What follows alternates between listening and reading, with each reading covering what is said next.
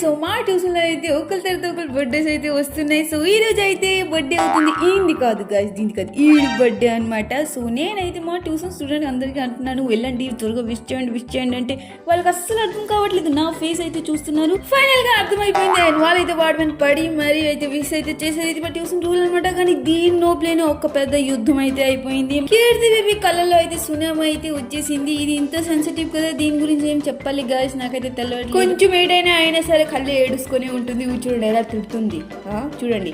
Actually ఏమైంది guys చెప్పాలంటే, ఇది చాలా సెన్సిటివ్ అండ్ చాలా క్యూట్ మా కీర్తి. ఇప్పుడు అందరూ విష్ చేశారు కదా వాడిని, సో అందరూ పడిపోయారు కదా విష్ చేసి మరి. సో వాళ్ళ అక్క, పెద్ద అక్క రిషి అనమాట. సో రిషి కొంచెం కింద పడిపోయింది, దాని గురించినే అది ఏడిసి మరి అలా చెప్తుంది. ఎంత పాజిటివ్ అంతే చెప్పడం లేదు.